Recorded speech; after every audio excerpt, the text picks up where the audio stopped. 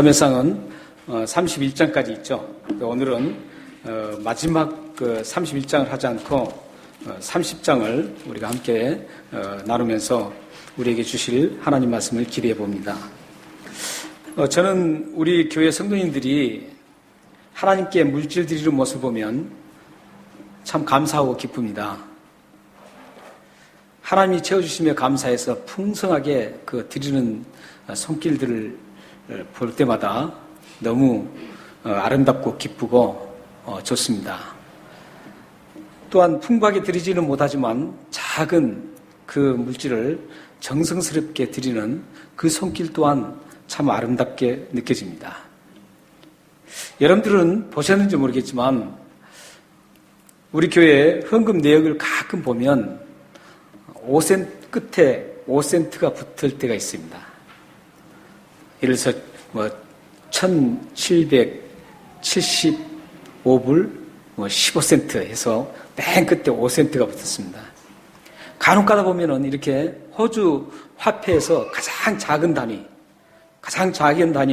그 5센트가 그 끝에 딱 붙어 있는 것을 볼 수 있습니다.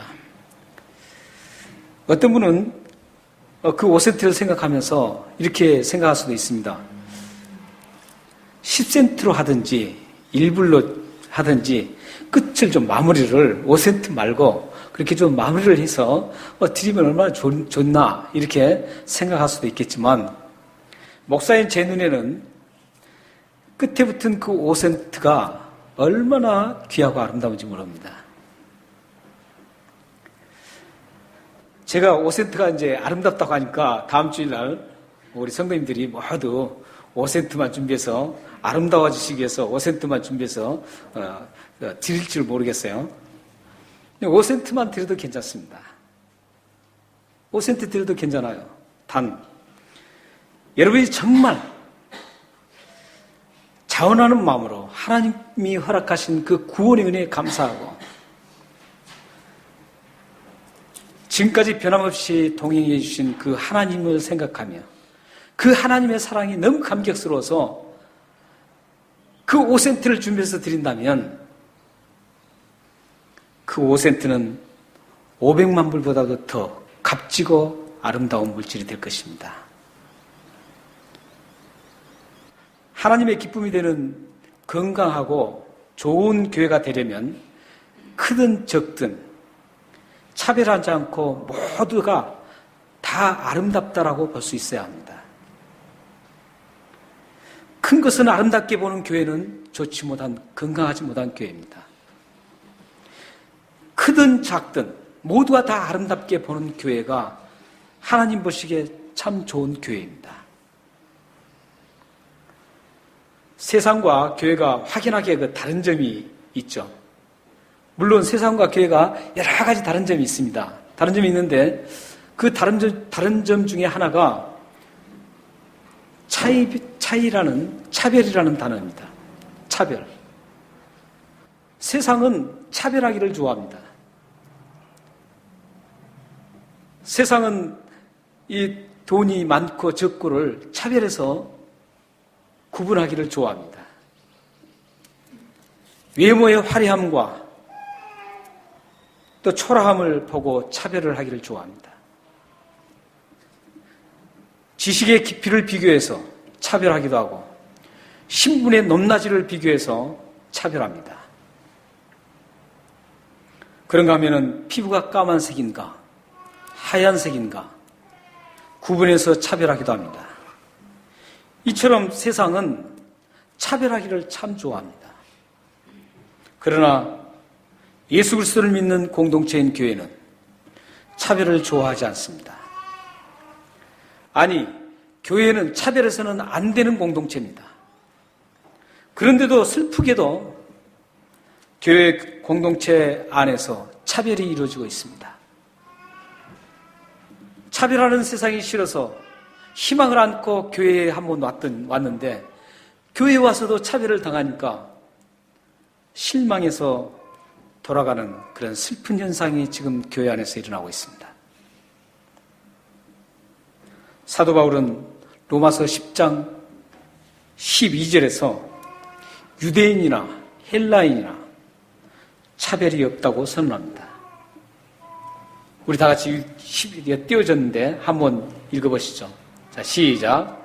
유대인이나 헬라인이나 차별이 없습니다. 한 분이신 주께서 모든 사람의 주가 되사 그를 부르는 모든 사람에게 부여하시도다. 유대인이나 헬라인이나 차별이 없다라고 지금 이 바울은 선언하고 있습니다. 이스라엘 사람들은 이 민족을 세 가지로 분류를 했습니다.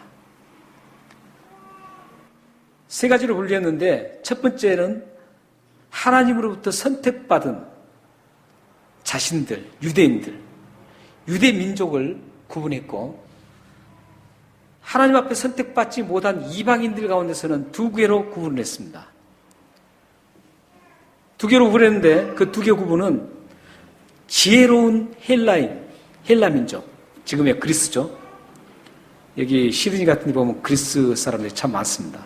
제 친구도 마누엘이라는, 임마누엘인데 마누엘이라고 그래요. 그런 그 친구도 있습니다. 근데 이 그리스 사람들을 굉장히 지혜로운 사람들이죠.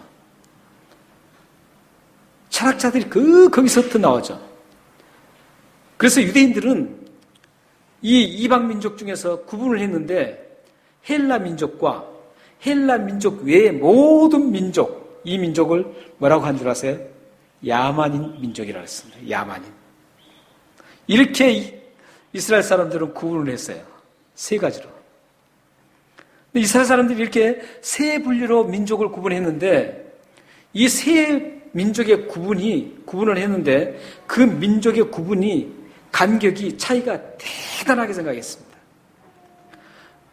그러니까 자신들이 하나님으로부터 선택한 민족이기 때문에 이 이방의 아무리 지혜로운 헬라의 그리스 사람들도 자기들과는 도저히 함께할 수 없는, 가까이 할 수 없는 엄청난 간격이 있다라고 생각을 했습니다. 그리고 지혜로운 사람들과 지혜로운 헬라 민족과 지혜롭지 못한 다른 모든 민족은 굉장히 큰 간격이 있다고 생각했습니다. 그러니까 이 세 분류의 그 간격은 도저히 어마어마한 간격을 있다고 그들은 생각하고 살았습니다. 이스라엘 사람들이 이런 차별적인 사고를 가지고 살았습니다. 그런데 사도 바울은 차별이 없다라고 선언하고 있습니다. 차별이 없는 이유가 왜 차별이 없다고 합니까? 12절 한번 보세요. 왜 차별이 없다고 하죠? 한 분이신 주께서 모든 사람의 주가 되셨기 때문에. 예수 그리스도께서 모든 사람의 주인이 됐기 때문에 이제 차별이 없다라는 거예요. 그리고 그 부르는 모든 사람에게 동일하게 차별 없이 부유함을 주시는 그 예수 그리스도 때문에 차별이 없다라고 선언하고 있습니다. 예수님이 모든 민족의 주인이 되심으로 인해서 그 엄청나게 높았던 그 민족의 담이 없어졌다는 것이죠. 그러므로 예수님의 십자가는 모든 민족 차별의 벽을 허물어버리는 그런 대단하고 위대한 유일한 사건입니다. 오늘 본문에도 다윗이 차별의 이 벽을 허물어버리는 그 스토리가 나옵니다. 오늘 우리가 읽었던 본문은 지금 그런 스토리예요. 다윗은 자신을 이제 죽이려고 사울이 다시 자신을 죽이려고 계속 추적하자 이 다윗이 이제 자기가 죽였던 골리앗을 죽였던 그 적군인 블레셋에 정치적 망명을 합니다. 지금 우리나라 같으면 남한에 있는 사람이 남한에서 예를 들어서 6.25 때 싸우면서 북한 사람을 많이 죽인 분이 정치적 망명을 북한으로 가는 것 같죠. 이런 상황이었어요. 그래서 지금 다윗이 이 블레셋으로 정치적 망명을 했어요. 정치적 망명을 해서 어디에서 살았냐면은 시글락이라는 곳에 살았습니다. 시글락이라는 그 도시에서 머물렀습니다. 근데 그때 마침 사울이 이끄는 이스라엘과 이 블레셋이 지금 전쟁을 하게 됐습니다. 그래서 이 다윗이 망명했을 때 받아줬던 블레셋의 장군 중에 하나인 사람인 아기스라는 사람, 이 아기스라는 사람과 함께 이제 블레셋 많은 장군들과 함께 이제 그 전쟁터로 가는 중입니다. 전쟁터로 가는데 이 블레셋 사람들이 가만히 다윗을 보니까 옛날에 자기의 대장이었던 골리앗을 죽인 사람들이에요. 그러니까 어떻게 이 사람을 전쟁터로, 이스라엘과 싸우는 전쟁터로 같이 갈 수 있느냐? 만약 이 사람이 뒤통수를 치면 우리 어떻게 되겠느냐? 이렇게 해서 전쟁터로 가지 못하게 합니다. 그래서 전쟁터로 가는 도중에 이 다윗과 일행 600명이 이제 다시 자신들이 머물렀던, 정착했던 그 시글락으로 다시 돌아갑니다. 근데 그 시글락으로 딱 돌아가서 봤는데 깜짝 놀랄 일이 일어났습니다.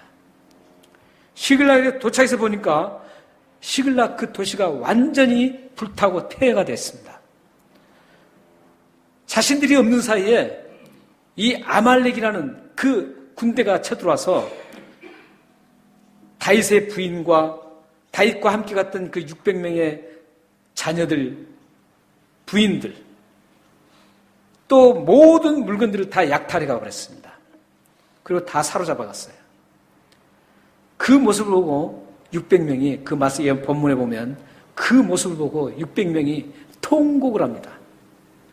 하늘이 무너지도록 통곡을 합니다. 그럴 수 있잖아요. 전쟁에 하려고 갔다가 다시 더 와보니까 처자식을 다 빼앗겼고 없고 모두가 불타고 다 빼앗긴 그 상태를 보면서 울지 않는 사람이 어디 있겠어요. 그래서 모두가 막 통곡을 합니다. 그때 다윗이 하나님 앞에 여쭤봅니다. 기도를 합니다. 하나님, 제가 아말렉을 지금 추격하면 아말렉을 잡을 수 있을까요? 이렇게 여쭤봅니다. 그러자 하나님께서 응답하십니다. 너가 추적하면 그 아말렉을 잡을 것이다. 잡을 뿐만 아니라 잃어버린 것들 모두를 다시 되찾고 처자식도 다 다시 되찾아서 올 것이다. 이렇게 말씀을 합니다. 다시 이제 그 말씀을 듣고 아주 자신감을 얻고 이제 추적을 합니다. 600명을 거느리고 추격을 합니다. 추격을 하는데 부솔이라는 시냇가가 있었습니다. 부솔이라는 시냇가를 도착했는데 그 피곤한 사람들이 생겼습니다. 피곤해서 그 부솔이라는 시냇가를 건너지 못한 사람이 200명이 생긴 거예요. 200명이 생겨서 이제 그 200명이 이 부솔 시내를 건너지를 못합니다. 건너지를 못하자 200명을 그 부솔 시내가에 그대로 머물게 하고 남은 사람 몇 명이에요?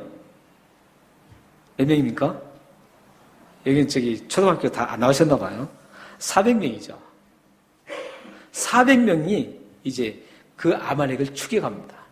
추격해서 가보니까 이들이 이제 얼마나 좋았겠어요. 많은 걸 탈취하고 좋아서 축제를 벌이면서 술판이 벌어지고 술을 먹고 다 취해 있는 상태입니다. 그래서 다윗이 그 아말렉을 모두 죽이고 오늘 말씀에 보면 조그만 것도 잃어버리지 않고 다 찾습니다. 찾고 자녀와 아내들을 모두 찾아서 돌아오는 겁니다. 그 모든 것을 찾아 돌아오는 장면이 바로 18절, 20절 맞습니다. 18절, 20절 한번 제가 읽어보죠. 다윗이 아말렉 사람들이 빼앗아갔던 모든 것을 도로 찾고 그의 두 아내를 구원하였고 그들이 약탈하였던 것, 곧 무리의 자녀들이나 빼앗겼던 것은 크고 작은 것을 막론하고 아무것도 잃은 것이 없이 모두 다윗이 도로 찾았고 다윗이 또 양떼와 소떼를 되찾았더니 우리가 그 가축들을 앞에 몰고 가며 이르되 이는 다윗의 전리품이라 하였더라. 제가 말씀 거기 다 나와 있죠. 그런데 이제 21절, 22절에 문제가 생깁니다. 21절, 22절을 보면 문제가 생겨요. 어떤 문제가 생기냐면 이제 전리품까지 다 찾아서 이제 돌아오는 거죠. 돌아와서 이제 아까 무슨 시내라 했어요? 부솔시내. 부솔시내에서 이제 남았던 200명과 만나는 겁니다. 만났는데 여기에서 남아있는 200명에 대한 대우를 어떻게 해줄 것인가라는 문제가 생깁니다. 그 일부에서 이런 제기를 해요. 남아있는 이 일부 200명은 다른 거 다 주지 말자는 거예요. 주지 말고 자녀와 아내만 돌려주자는 겁니다.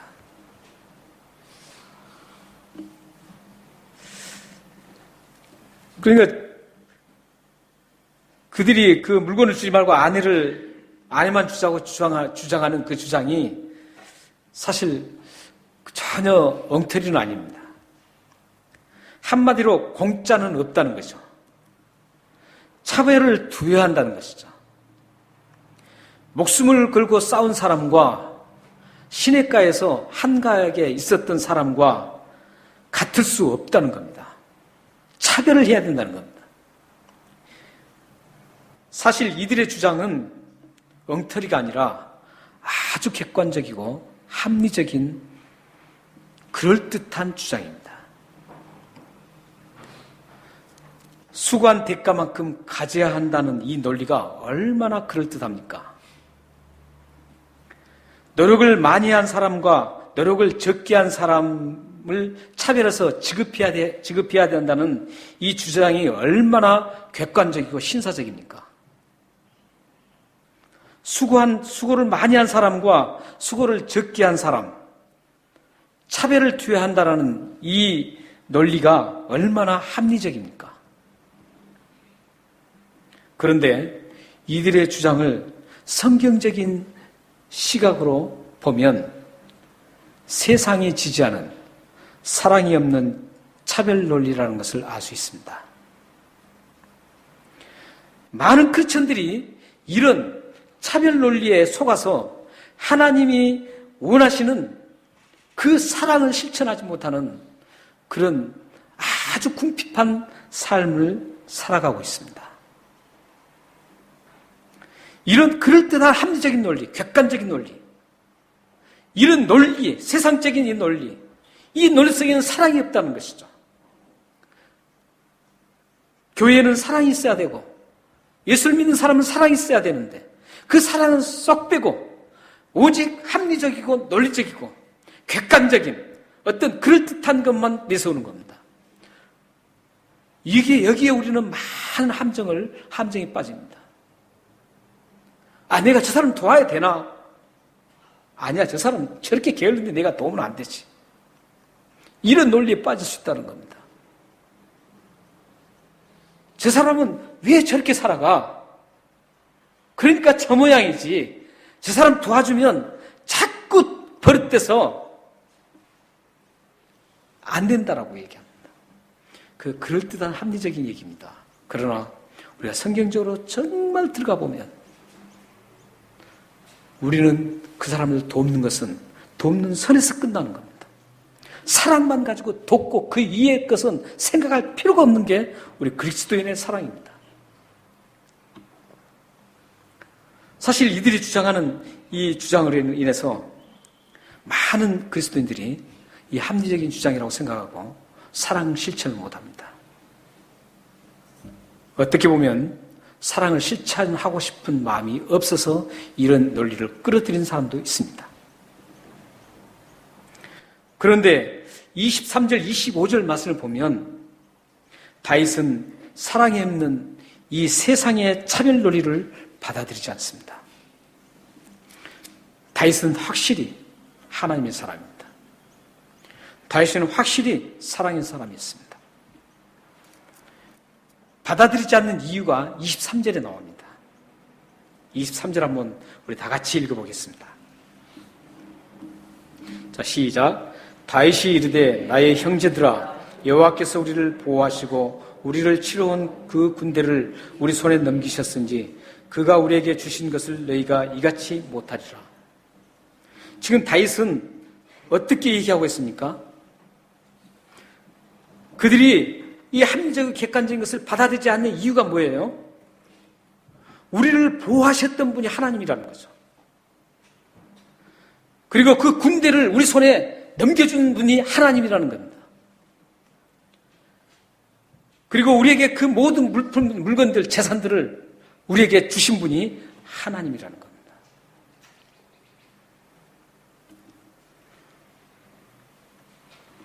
한마디로 우리가 한 것 하나도 없다는 겁니다. 하나님이 모두 하셨기 때문에 그런 일들이 가능했다라는 겁니다. 그래서 24절에 차별하지 않고 동일하게 분배해야 된다고 말하고 있습니다. 그렇습니다. 여러분이 가진 모든 것 하나님이 주신 것입니다.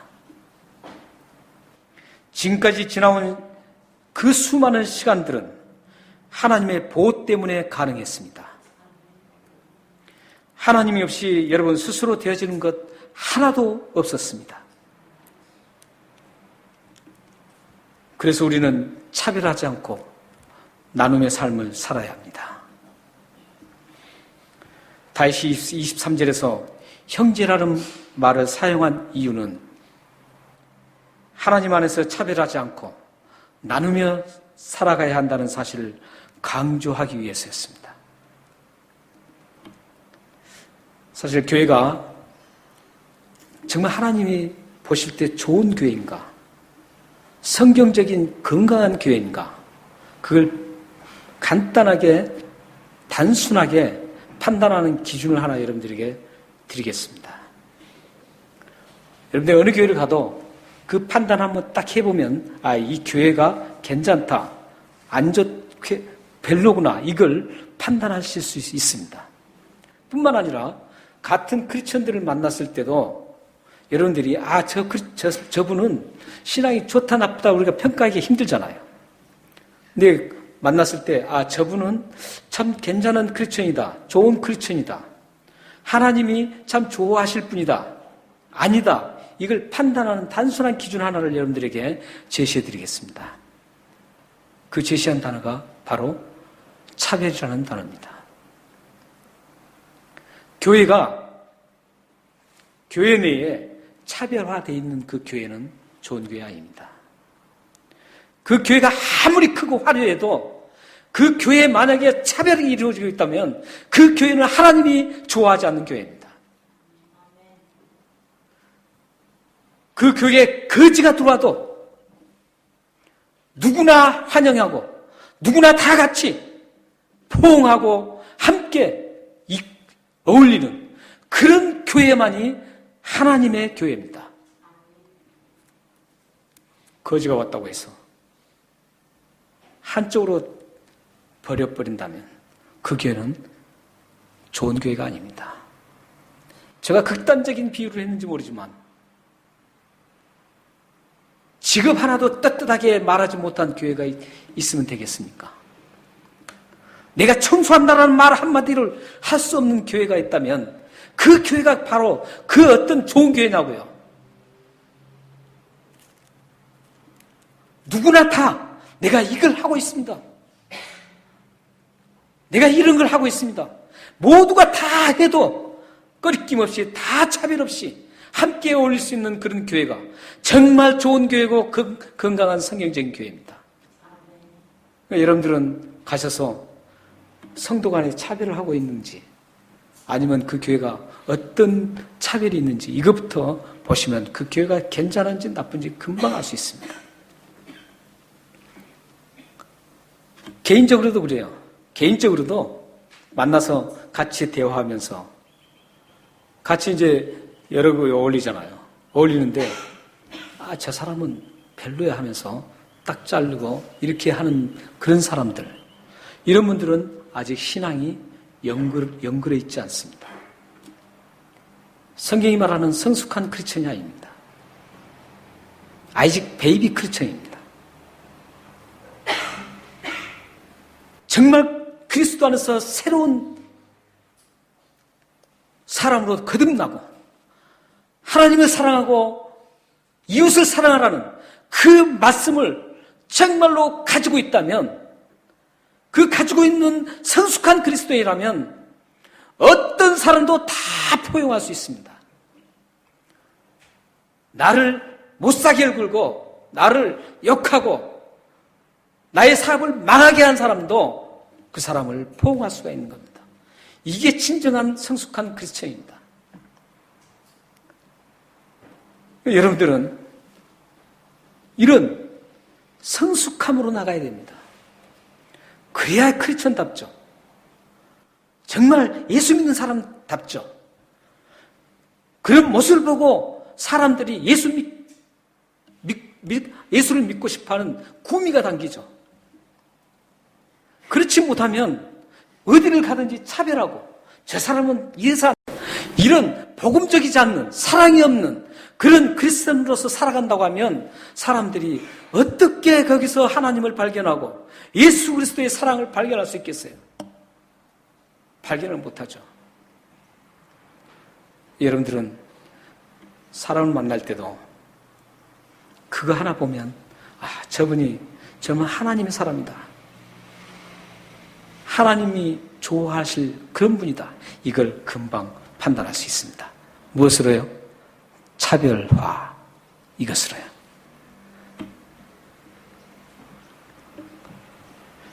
여러분은 모두가 차별하지 않고 나누며 사는 하나님이 기뻐하시는 좋은 그리스도인으로 살아가시기를 소망합니다. 야고보서 2장 1절 말씀에 예수 그리스도를 믿는 사람은 외모로 취하지 말라고 말씀합니다. 이 말씀은 외적으로 드러나는 그 껍데기를 보고 차별하지 말라는 말씀입니다. 이사야서 5장 16절 말씀에는 하나님은 공평하신 분이어서 높임을 받으신다고 말씀합니다. 이 말씀은 우리에게도 적용됩니다. 하나님이 공평하시기 때문에 높임을 받는다는 것이죠. 만약에 하나님이 차별하면 누가 하나님을 높이겠어요? 이것은 우리 그리스도인에게도 똑같습니다. 만약 여러분들이 차별하지 않고 공평하게 나누며 살면 어디를 가든지 높임 받는다는 겁니다. 사랑하는 성도 여러분, 사람을 외모로 취하지 않고 차별하지 않는 나눔의 삶을 살아가시기를 바랍니다. 그러면 여러분의 삶을 보시는 공평하신 하나님께서 여러분의 삶과 가정과 자녀들을 높이셔서 하나님의 영광을 온 열방에 드러내는 축복의 삶을 허락하실 것입니다. 기도하겠습니다.